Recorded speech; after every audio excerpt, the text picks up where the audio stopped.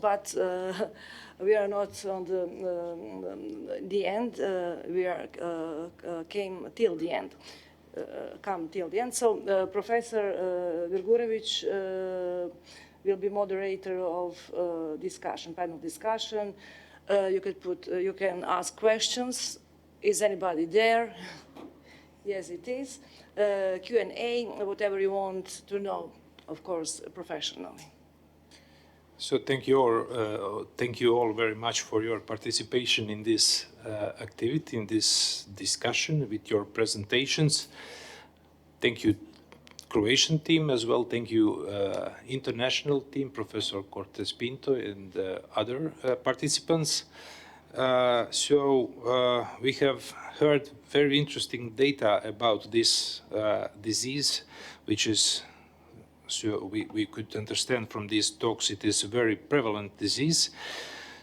And when we talk about prevalent disease, then we think about possibility of public action first, and then about possibilities and needs for some more local actions and some actions which should be undertaken by physicians and hospitals. So about the public level, we have heard from Ivana about some public activities. So can we hear maybe what is opinion of Professor Cortes Pinto? She is one of the leading experts in the field. So what is your opinion about possible and which public actions should be done in order to deal with this epidemic situation in the world? Hello, thank you very much. It's always better to speak live than from your recording. So hello, everybody. Yes, I think, in fact, NAFLD is really a major problem of public health. And I think that all measures and all the possibilities of decreasing its prevalence depend on taking the right measures to decrease mostly obesity prevalence. And by decreasing obesity prevalence, of course, we will decrease the prevalence of diabetes or of dyslipidemia or of the other complications that are very much related with obesity. And I think that there is a lot that can be done in what relates to public health. One of the things relate to the fiscal measures that would discourage the consumption of the sugar and salted beverages and food. And in fact, for example, in Portugal, we had the opportunity to increase, to put some fiscal measures on these drinks, and it was quite impressive the effect it had on the consumption. Of course, we do not know yet what is the effect on the prevalence of the disease, because this will take, for sure, much more time to be seen. But what we know is that when we increase the price or the taxation, this decreases consumption. So this is really a way to do it. And we know that it's also, I think, very important to have in mind that our options are not always exactly our options in what relates to food or to drinks, because we are very much influenced for industry and companies. It's a little bit like alcohol, with all the industry and the marketing of this kind of substances, mostly to children. So I think one of the ways, the fiscal measures. The other way is to decrease and to have measures to decrease the marketing. We had some efforts with that in the European Union regarding the time for having publicity, for example, so that children would not have it available. And we tried somehow to change it. Of course, there's the other part of the problem that also relates to the policies that relate to the infrastructure of the cities, so that they can encourage more the regular physical activity and try to reverse the more sedentary lifestyles, try to avoid that, for example, children when they come back from school, or when they used to come back from school, that they stayed home watching videos or playing, and instead of going to outside and play outside where they do exercise. So this is another aspect that's very, very important. And of course, also to reduce advertising, to have fiscal measures, and to have health education programs so that people become aware of the benefits, for example, of the Mediterranean diet, or, for example, there's simple things like, for example, increasing water consumption instead of sugar beverages. And that is all things that I think that with the right campaigns and with the good financing could be very, very helpful. I don't know if someone has different opinions on that. I think the problem is just that sometimes they are not very popular, these measures. For example, if you say, okay, so now let's make Coca-Cola more expensive, people are not happy to see that. Or that, for example, these cereals that the children eat, each time they have less sugar, it seems that children always prefer those that are more sugared. So I think it's a way that has to be done in trying to really convince people of the importance of changing their ways of life. And we know that just by teaching and explaining, it's not enough. It's like alcohol. The problem is always the cost. Each time you increase the cost, you decrease the consumption. But I think both things have to be together. You have to have fiscal measures, but then you have to have advisement and to explain people why you are doing this. So I think that by doing that, we could very much decrease obesity prevalence. Thank you very much. Any other comments?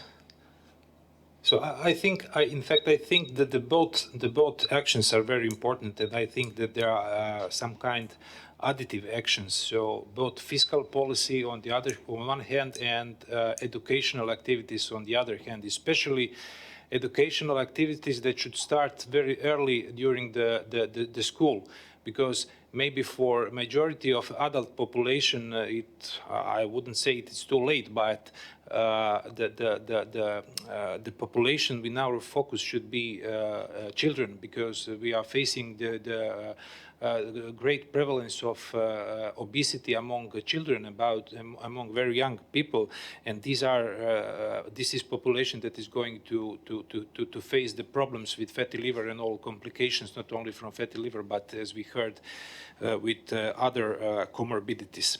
So again, talking about the epidemiological features of non-alcoholic fatty liver disease, then we come to questions: should we screen somebody, and which population should be screened, and what should they be screened for? So, should we screen for fatty liver? Should we screen for fibrosis? Any thoughts about that? As I mentioned, I think they should be screened for fibrosis mostly, and that's what we have been trying to do together with our GPs, making some actions for them to be aware of the disease. And every time a patient has some of the metabolic risk factors, you should at least do the scores, like Elizabeth also mentioned. The FIB-4 is a very, very simple score that can be embedded in their programs, and so they just find if a patient has an elevated FIB-4, and then on these patients you should go and then do the other things if it is elevated. So in my opinion, you should first screen for fibrosis, and those that are suspected undergo more screening.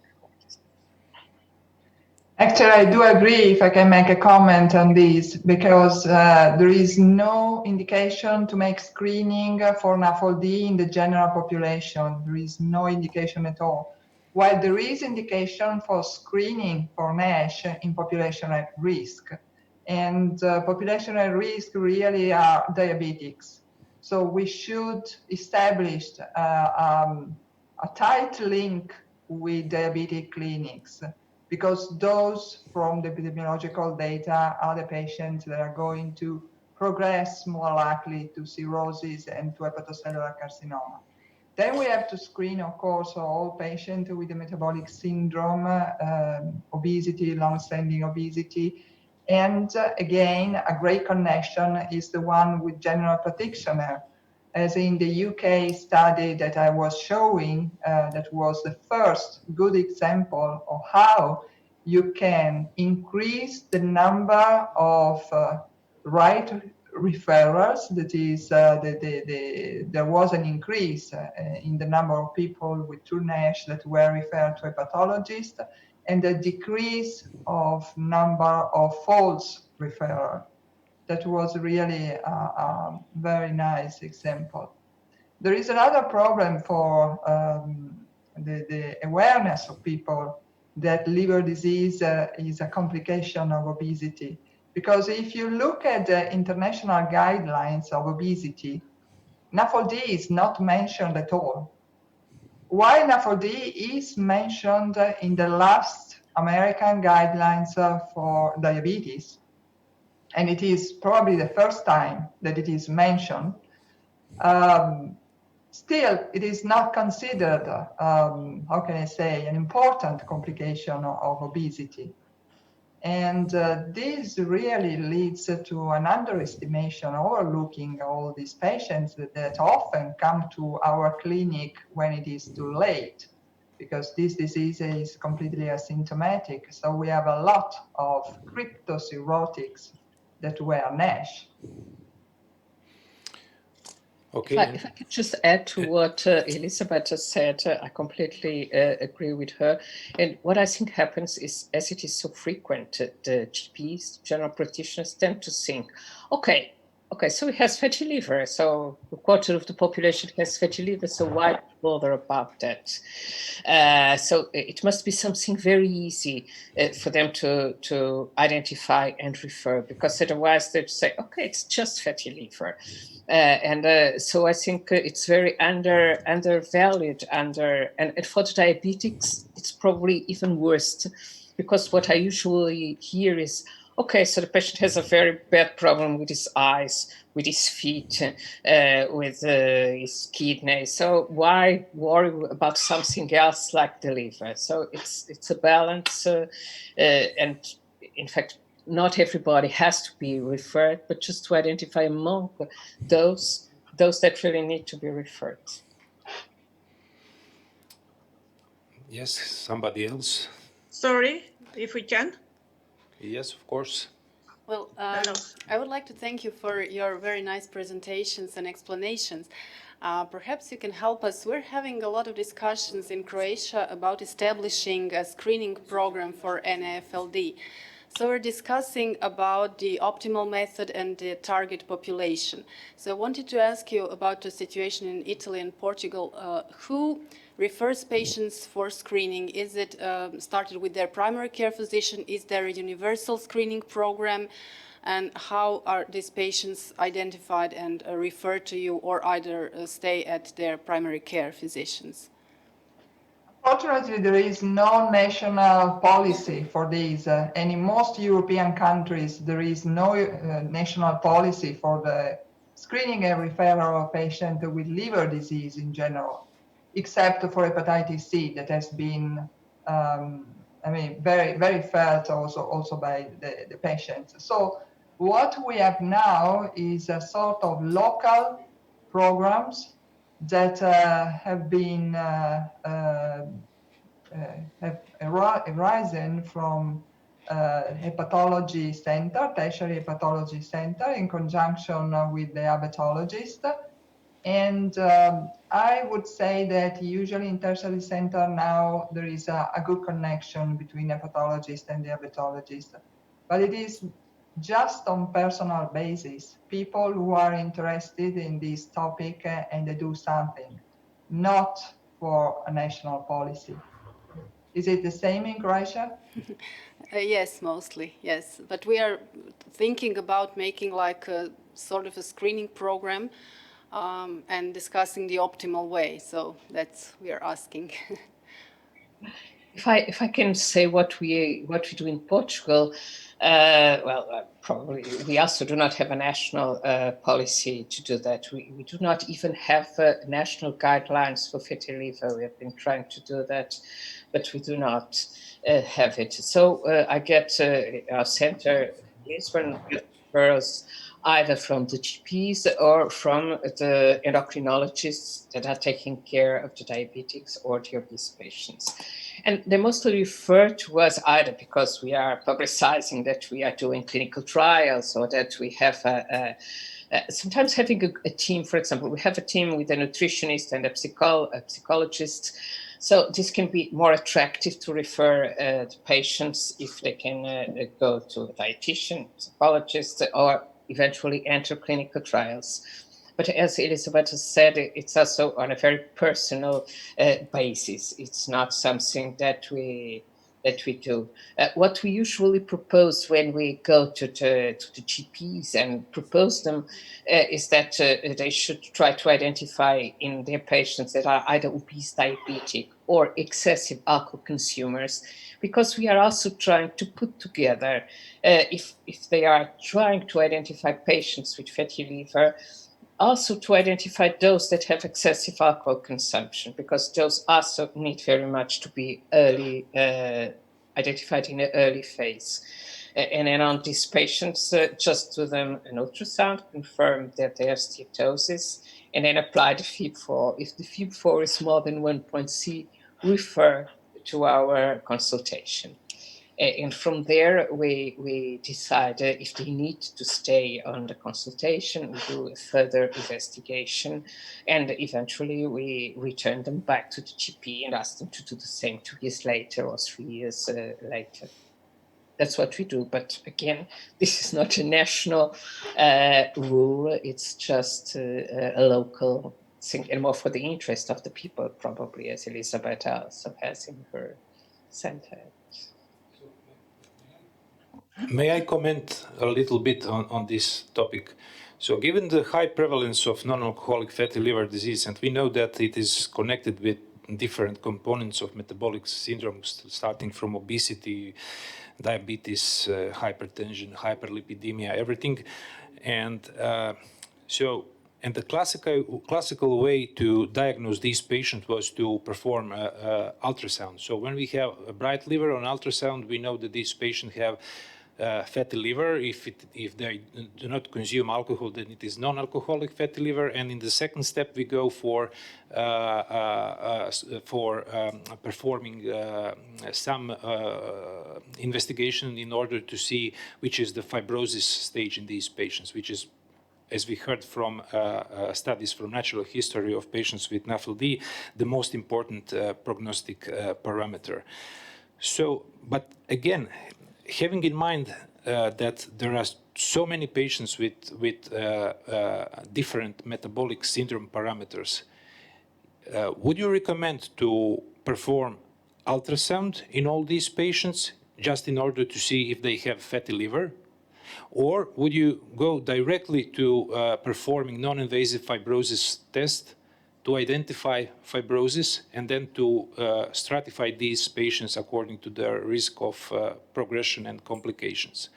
So I will say my opinion.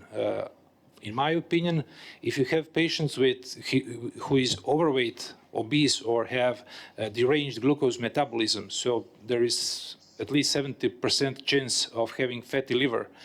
So in my opinion, it's not necessary to perform ultrasound to each of these patients.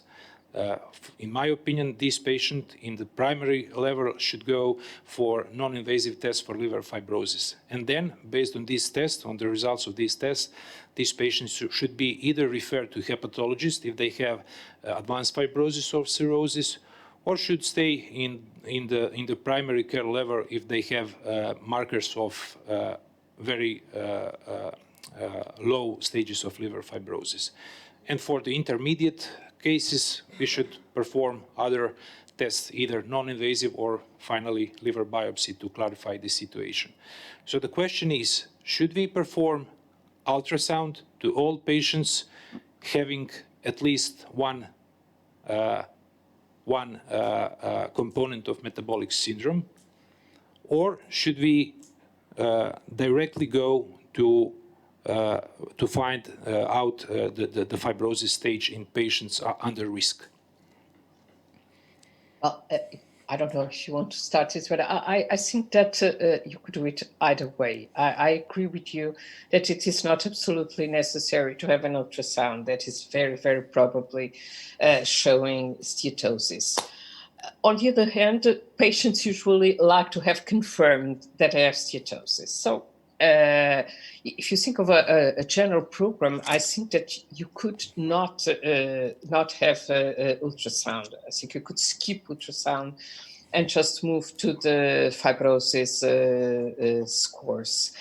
But in practice or in real life, I think most patients would prefer to have at least one ultrasound in the beginning, and that also would screen for other diseases. So I think if it's not very difficult and if it's not very complicated, you probably start with an ultrasound and then do the fibrosis score. But I think it would be also possible just to move to the fibrosis score directly. So I'm sorry not to give you a yes or no response. Well, I do agree that we shouldn't make an ultrasound to people with one component of the metabolic syndrome because it is a low risk yet. So we should make an ultrasound when you have the full metabolic syndrome at least, or in people at high risk. Again, it is not recommended screening for NAFLD in the general population. It is recommended in high risk group. So those with the full metabolic syndrome or those with type 2 diabetes. These people usually have at least once in their life an ultrasound. And then they can go through to liver, non-invasive liver fibrosis test like FIB4, which is probably the best also for people with type 2 diabetes, because we tested all the first line non-invasive tests like NAFLD fibrosis score, BARD, FIB4, etc., in a population of diabetics. And actually, those who have type 2 diabetes in their algorithm works worse in people with type 2 diabetes because they are not able to discriminate, while FIB4 works quite better also in people with type 2 diabetes. So again, the algorithm that they used in the Camden and Islington pathway, the one that I show you, is pretty good. Then you can use a second line non-invasive test. For example, we use FIB4 as first line, and as a second line, FibroScan plus CAP instead of ELF test. Okay, any thoughts from Romania? Myself, I have a question for the doctors because I represent patient association. My question is, in which mode do you think can be implicated family doctors in testing and discover this problem? Because, for example, in Romania, the family doctors are very implicated in testing for hepatitis B and C since 1 year and a few months. But we discussed about role of GP from NASH and FLD. In which mode do you think can to be? Because in this part of Europe, the situation is a little bit different from next part of Europe. Yeah, I can answer again citing the Camden and Islington pathway. This general practitioner were screening all people with elevated ALT. So once you have elevated ALT, you should have a liver disease, no matter what. If you don't have hepatitis C, if you don't have hepatitis B, then you might have some other important liver disease. So you shouldn't limit your screening to hepatitis B and hepatitis C, but go further when you see an elevation of ALT. In my opinion, primary care physicians are the most important guys when we talk about NAFLD. So they are those who should identify the patients, do the primary pre-screening something, especially this is what Elisabetta Bugianesi is talking, Islington and Camden algorithm. They should do this, and then they should refer patient under risk to hepatologist. So I believe it's our duty now to speak and to have common meetings with general practitioners in order to improve our actions in NAFLD field. Thank you. I also completely agree that I think GPs are the main actors in this. They have the possibility and the capacity to really identify, not screen, but identify the patients at risk and refer. And again, I insist that alcohol should not be forgotten, and those that have also a risk due to their elevated alcohol consumption should undergo this kind of identification and referral. This means time for discussion with every patient, you know. Sometimes that time for doctor to discuss with a patient is very limited. And sometimes if I saw and I discuss with the patient from our organization, the discussion with family doctors is limited at few minutes, not at 10 or 15 minutes to have time to see the day-by-day situation of the patient. I think with discussion can be helpful for this, not just testing analysis. But for example, the FIB4, if it is incorporated in their computer system, if they ask some blood tests once a year, for example, it could just pop up a kind of warning, oh, this patient has a FIB4 more than 1.3, and that, even without talking, it could identify this patient and say, okay, and if it has an easy way to refer, and it just refers the patient. If it's very complicated, and if it takes a lot of time, then it may not do it. But I think that would be the best way. Thank you. If I may ask a question, in the previous session, which was this morning, we have concluded that this COVID-19 crisis had a significant impact on viral hepatitis patients and maybe postponed achievement of global strategy of WHO in regards with the elimination of viral hepatitis. My question is, in your opinion, has this crisis any impact on NAFLD patients? And if yes, how to cope with it? Thank you. Well, I think there are two ways of thinking about it. The first is that, of course, with this COVID pandemics, NAFLD became relatively less important. So all the clinical trials that were ongoing, all the studies tended to be interrupted and less attention to be paid to the disease.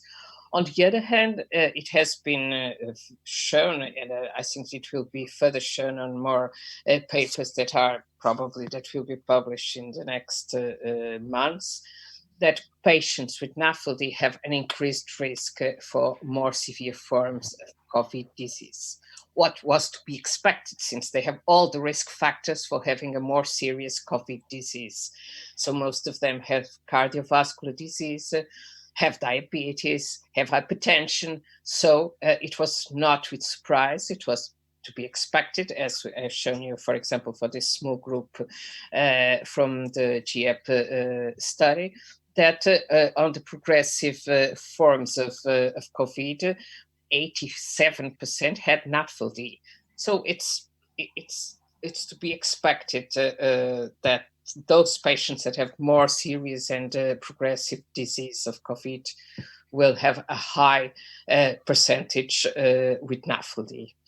And on the other hand, of course, I think that less attention has been paid during this month to NAFLD due to the pandemics.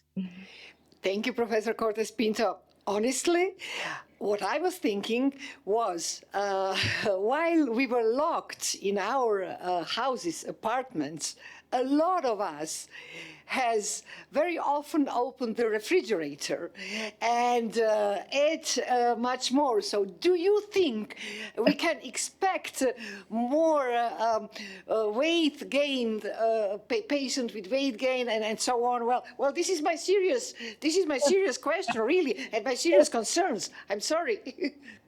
Okay, if I can answer that, it's very interesting because I've been doing consultations through phone on the last 2 months, and I've consulted a lot of my NAFLD patients, and I've heard exactly two different kind of opinions. Some said that they were able to lose weight because they could control very well what they were eating, because they were not eating outside. And so they were not eating fried things or unhealthy food. They were concentrating on eating just healthy foods. And also they were able to walk a lot around the house. So they lost weight and they thought that they probably had improved. On the other hand, some of the patients said, oh no, I gained 2 or 3 kilos because I was just thinking of eating every day.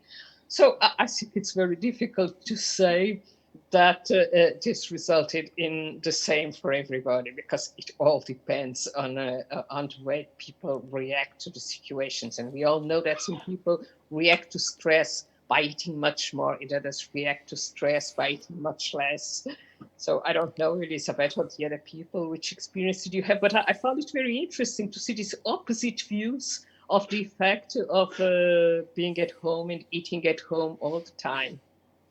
We are starting to look after patients after the lockdown. Can you please mute?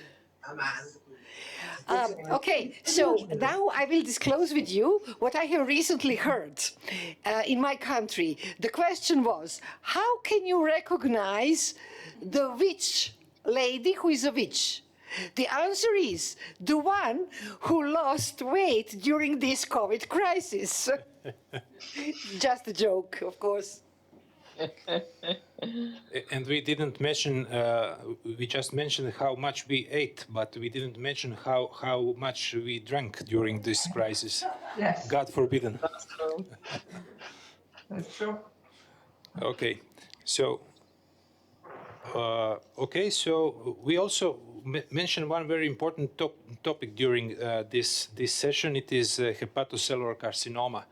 So the problem with hepatocellular carcinoma, it's always when we talk about HCC, is that we know that when we have patients with cirrhosis, then these patients should undergo surveillance with ultrasound every 6 months in order to detect hepatocellular carcinoma.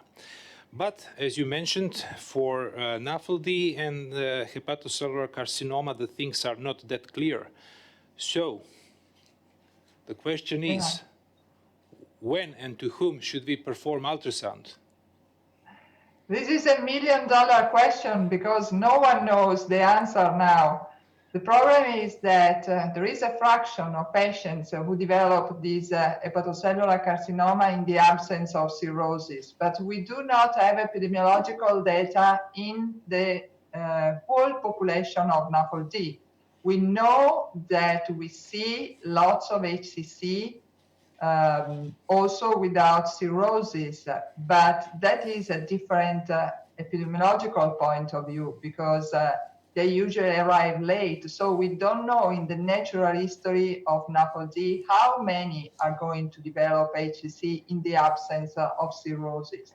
The problem is that according to international guidelines, there should be a threshold above which it is convenient, a threshold of incidence, above which it is convenient to make a screening by ultrasound also in non-cirrhotics. But we do not know this number in people with NAFLD. So at the moment, there is no indication to make screening in people without cirrhosis by ultrasound for HCC. On a personal basis, there is an indication in people with F3 fibrosis, so with bridging fibrosis. And this is on a personal basis, that is, each physician should in some way evaluate if to make a more strict surveillance or no. But there is nothing written on the guidelines about that.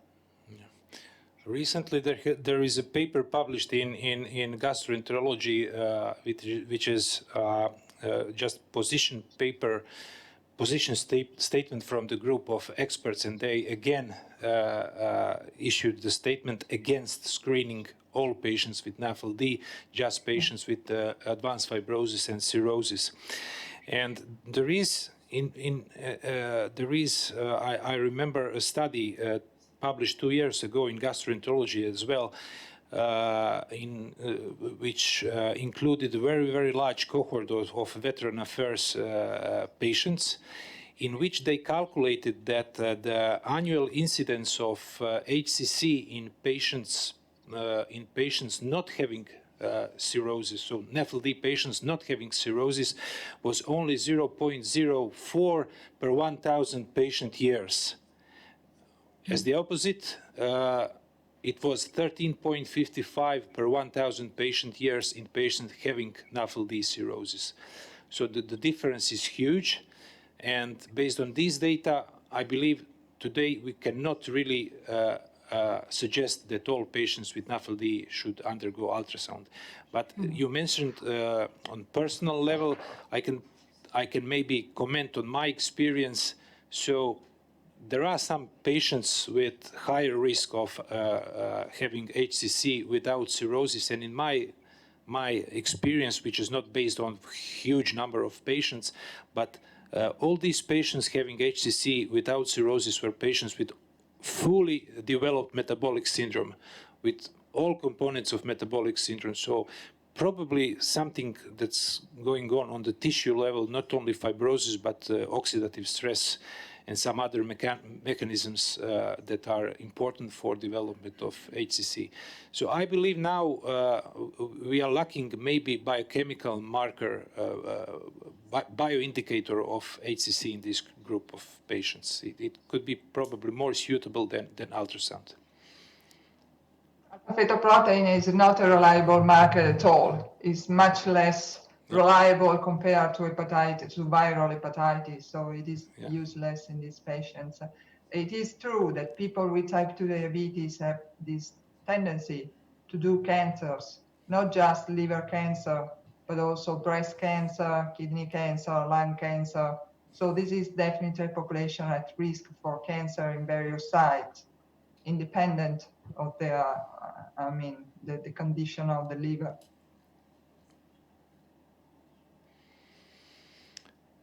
Okay. Would anybody else like to say something on this topic?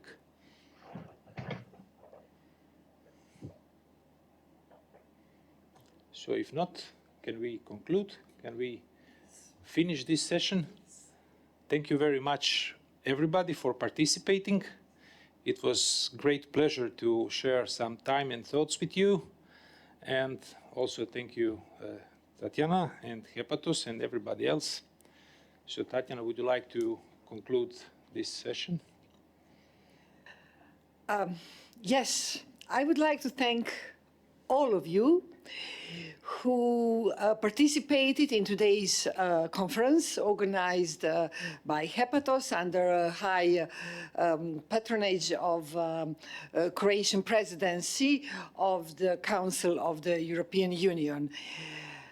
What we have heard today, first of all, I was astonished with the figures of 844 million of chronic liver diseases worldwide, with 2 million of deaths, and yet liver diseases are still so neglected, and that's why even more we from the liver patient community, together with the experts, must unite and speak with one voice to persuade those who made decisions, so decision makers and policy makers, to do some steps and to help us to cope with this really high burden.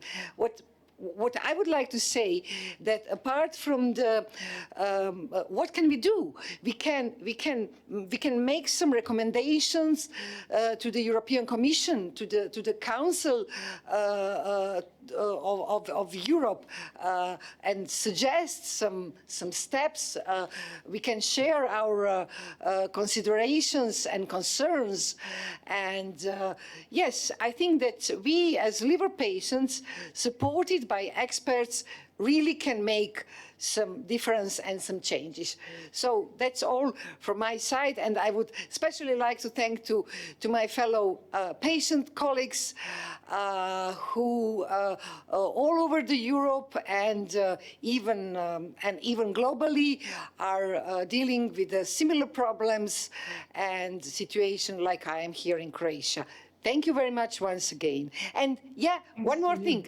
Do not forget 12th of June, which is International NASH Day, this year to be marked for the third time globally. And of course, end of July, and my birthday, 28th of July, World Hepatitis Day. Thank you very much once again. Special Thank you. goodbye. Thank you very much. Happy birthday, Tatiana, in bye, advance. And it was a long, long day, but we hope it was useful, helpful, and at last interesting. We wish you all the best and hope we see each other live without distance. Goodbye and stay alert. Bye. Bye.